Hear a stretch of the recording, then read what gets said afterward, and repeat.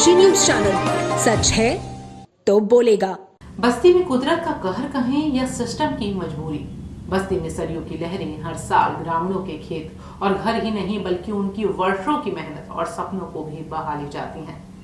दुबौलिया विकासखंड के सुविखा बाबू गांव में बाढ़ ने जिंदगी को ऐसा बना दिया है कि ग्रामीण साल के करीब 8 महीने अपने घरों में और 4 महीने तटबंध पर गुजारने को मजबूर हैं। नदी और तटबंध के बीच बसे इस गांव में करीब 65 परिवार और लगभग 300 की आबादी रहती है। सरयू का जलस्तर बढ़ते ही गांव चारों तरफ से पानी से घिर जाता है। घरों में पानी भरने के बाद ग्रामीण मवेशियों और जरूरी सामान के साथ तटबंध पर शरण लेने को मजबूर हो जाते हैं। बाढ़ के दौरान गांव की जिंदगी पूरी तरह नाव के सहारे हो जाती है। ग्रामीणों के मुताबिक गांव में प्राथमिक विद्यालय तक नहीं है। बच्चों को पढ़ाई के लिए करीब 2 किलोमीटर तक नाव से सफर कर तटबंध तक पहुंचना पड़ता है। बाढ़ आने पर खेत डूब जाते हैं, फसलें बर्बाद हो जाती हैं और बच्चों की पढ़ाई भी प्रभावित होती है। ग्रामीणों का कहना है कि बाढ़ के दौरान अधिकारी गांव का निरीक्षण करने जरूर पहुंचते हैं, लेकिन पानी उतरने के बाद समस्याएं भी जैसे सरकारी फाइलों में दब जाती हैं। वर्षों से ग्रामीण सुरक्षित पुनर्वास और के रास्ते की मांग कर रहे हैं, लेकिन अब तक स्थायी समाधान नहीं हो सका है। ग्रामीणों की सबसे बड़ी समस्या सुरक्षित आवास और गांव तक पहुंचने के लिए पक्के रास्ते की है। हर साल बाढ़ आने पर उन्हें अपना घर छोड़ना पड़ता है।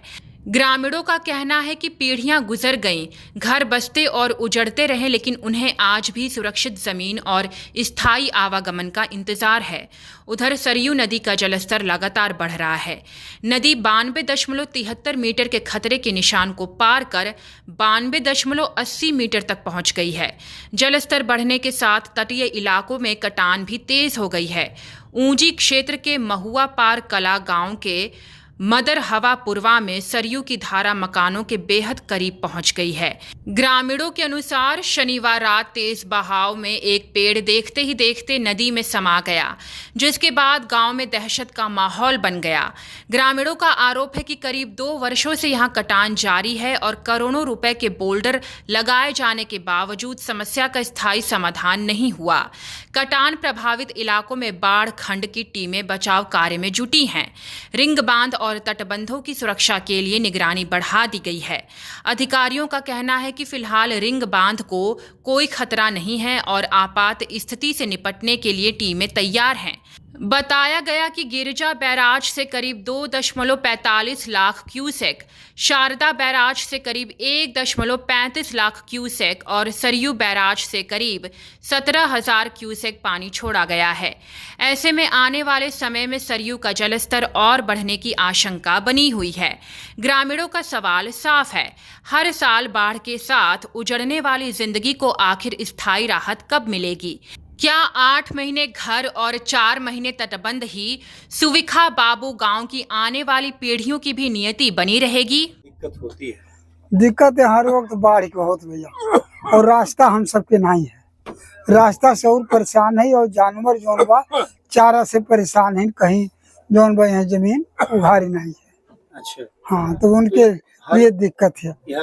हर साल के भैया समस्या ही है। जोन बा 4-5 महीना हमारे सबके बहुत बड़ी दिक्कत है। साल के 4 महीना हमेशा परेशान? हाँ, हमेशा परेशानी है। एक परमानेंट कोनो निदान नहीं भैया, बहुत जन से कहिए, बहुत जन से विधायक से कहिए और सबसे कहिए, लेकिन कोनो सुनवाई नहीं भैया। ये आवत है ते ये कहा था कि अब हम कराई दे, लेकिन क्यों कोनो कुछ नहीं। रेता डाला जा रहा है, रेता डाल के रोकने का प्रयास किया जा रहा है। इसको भर के आप लोग कहाँ डाल रहे हैं? इसको भरकर उधर ले जाना पड़ता है। अच्छा, ठोकर जहाँ कटान लगा हुआ। अच्छा, क्या ये लेबर हैं आप यहाँ काम कर रहे हैं? हाँ। ठीक, क्या नाम है आपका? पवन। सर, बाढ़ को लेकर के क्या क्या तैयारियां की गई हैं? कितने गांव मैरूंड हैं? क्या क्या व्यवस्था की गई है? देखिए, बाढ़ के संबंध में हमने जो प्रशासनिक व्यवस्थाएं थी वो हमारी पूर्ण है और हमारे सारे टेंडर हो गए हैं। और जहाँ जहाँ अभी सुविखा बाबू और 3 अन्य गांवों में थोड़ा सा पानी आने की वो जानकारी प्राप्त हुई। सुविखा बाबू में हमने 2 स्टीमर और 2 नाव लोगों के आवागमन के लिए लगा रखा है ताकि किसी को कोई दिक्कत नहीं हो। इसके साथ अर्जुनपुर, लकड़ी पांडे और संग्रामपुर में भी हमने एक एक जो है नाव लगा रखा है। इन लगभग 125 जो घर प्रभावित हैं अभी इन चारों गांवों को मिलाकर, उनको हम खाद्यान्न के रूप में किट जो हमने पहले से टेंडर कर रखा है वो हमने मंगा लिया है और आवश्यकता पड़ने पे उनको तत्काल हम वितरण सुनिश्चित करेंगे।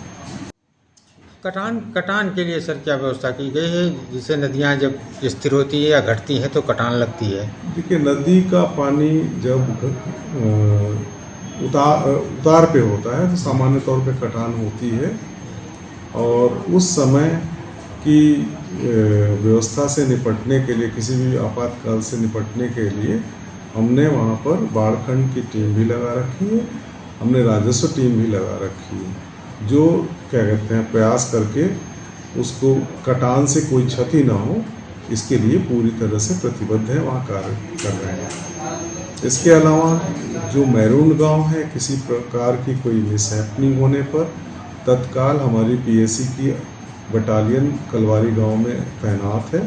आधे घंटे से कम समय में वो मौके पर पहुंच के कार्रवाई कर सकती है। पूर्वांचल की खबरों से जुड़े रहने के लिए आज ही सब्सक्राइब करें हमारा YouTube चैनल डनकाशी और हाँ, लेटेस्ट अपडेट्स के लिए बेल आइकन को प्रेस करना ना भूलें।